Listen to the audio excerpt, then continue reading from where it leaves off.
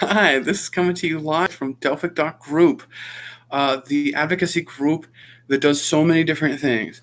We've got our Delphic Device Initiative, where it's like where public policy and like device engineering come inside and it's synergized. And this is more of a public policy proposal video on the environment. I wanted to do a video kind of like outlining the basic like environmental positions and what we advocate for, what we're trying to make happen in this world with delphic.group.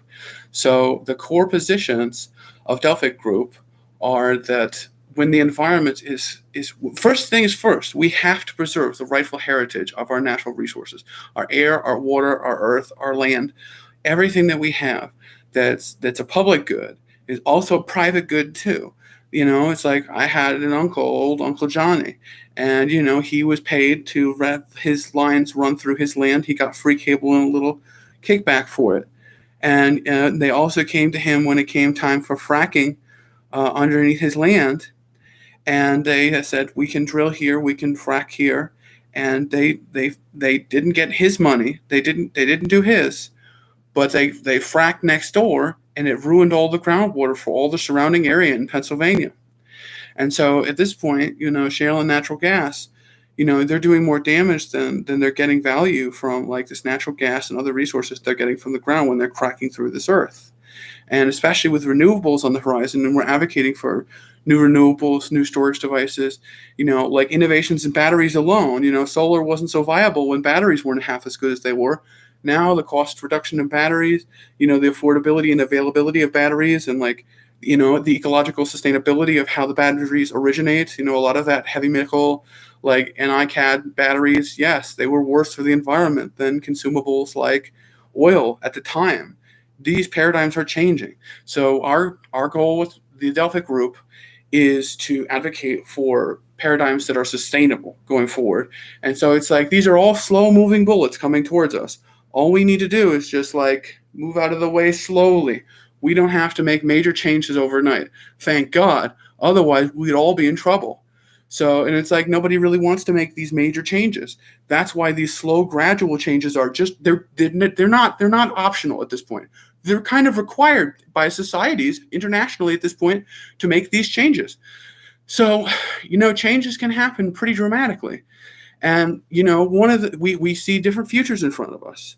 If we keep going the way we are, we could flash forward into an ice age, or we can go into a desert planet. Neither of these are optimal scenarios for this Earth. Okay, that's the reality. If we keep going the way we are, we're going to have one or the other, or heaven and hell, and both. So what we need to do is we need to aim for a forest planet. So the more trees we can plant, the better. But it's almost like releasing software. You can release a crude, rudimentary form of software. Yes, you could. You could release something that's half finished. You could release something that's half baked. Better to think. Better to really think. A lot of trees are being planted right now. That's wonderful, but they're taking nutrients from the earth when they're being planted. One of the things we're advocating for with Project Instinct is the reinvigoration and resculpting of natural inclination and genetic instinct to favor these more dramatic changes. So bamboo grows incredibly quickly. When you have bamboo, it's a fantastic carbon sink. It's also a fantastic material to make things out of. However, the rapid speed of growth of bamboo can be genetically accelerated. Furthermore, the shape of bamboo, when you engineer these tiny holes into the bamboo's surface of its bark, it catches air pollution. So what we advocate for is an accelerated growth form of bamboo that has these little holes, and as the wind blows through them naturally as they grow like grass, they're thin and they're dense. So that they're bringing only the nutrients that you wouldn't want in the soil. You're bringing economic bads to benefit. And then not only that, so not only is it being a carbon capture when it grows, but it's also taking air pollution out and capturing it into these little micro holes that are engineered into this bark. And then, you never know what you can do. You can take something like waste pollution from a waste treatment plant, and you can engineer bacteria.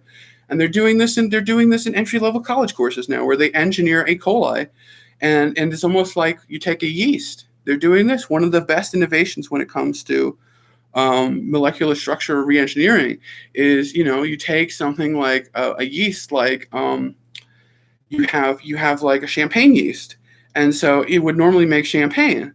If you give it sugar, if you give it what it does, it makes alcohol as its byproduct. It's so what you do is you take this this yeast and you engineer it so that it can make whatever you like. And it can't. The limits of this are finite, of course, but each an AI is going through the structures and saying, oh, we have this combination. And it's like, maybe you don't need potassium, but this can make potassium.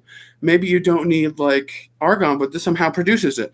And it's like, well, okay, that's a kind of an off thing, but just say, oh, well, you may need fresh water. So what can produce fresh water from what? And so, you may have a surplus of something that you consider to be an economic bad, radioactive waste potentially. And you say, well, okay, what do we do with all this radioactive waste that we're just storing in the, deep underground, and we bake it into glass and we do all this stuff with it. And it's like all these different things. You go, ooh, get away from that stuff. It's spooky. But the thing of it is, it actually does work. You can actually get something where it takes the basic structure of the yeast, and so it can make pure CBD out of like sugar almost, and so that kind of thing they're using for research now. But going forward, the therapeutic benefits of cannabinoids, and especially CBD, is an anti-inflammatory. It's the most incredibly anti-inflammatory, and we'll talk about that in a coming video on medicine and pharmaceutical regulation. And it's like, but we'll talk about that more in another video. We have a series of videos planned here. I wanted to get a bit of an introduction to environment and what we have planned there. Got a book coming out that is talking about, the three different elements of how you can take an economic bad, seemingly an economic bad, and turn it into something that is an economic benefit. So we'll talk more about that when the primary chapter of that book is released. But yeah, look forward to talking to you for further videos and getting a few more of these done today regarding the different topics that the delphic.group covers. And we'll be revealing more about the aims with, preserving the environment with further videos. There's another video I have planned. I wanted to do about 15 books in 15 minutes, or go long or go short, and they're all in the environment. And I can give it a recommendation for anybody who's interested. There's a fantastic book called Gathering Moss by Robin Wall Kimmerer. And it's a fantastic book, Gathering Moss. And then the sequel to that, spiritual sequel to that, Braiding Sweetgrass, is like one of the best books. Both of those are fantastic, but Braiding Sweetgrass especially. And if we're talking about ecology, if we're talking about the environment, if we're talking about learning from nature, she's such a fantastic resource. She reads the books herself. It's available on Library System. It's really good. It's available on Audible too. It's worth supporting. I have it from Audible too, because it's worth supporting that book. And she reads it so wonderfully. Nobody understands Alzheimer's better than Robin Wall Kimmerer. So I encourage you to check it out. And getting back to you for next videos, I encourage you to, if you like these ideas, if you like what we're doing with the Delphic group, I encourage you to tell your friends and share. And the more these ideas can spread, I'm doing this and giving these ideas away for free, basically. And I'm doing this because I feel it's worthwhile to do. And I feel like, the ideas can't be held back anymore. They need to happen. That's why it's like we can start doing this slowly over the next couple decades. But if we don't do any of this stuff, Desert Planet or Ice Planet is coming. We want Forest Planet coming. Okay, and with that video, Forest Planet trying to make it happen.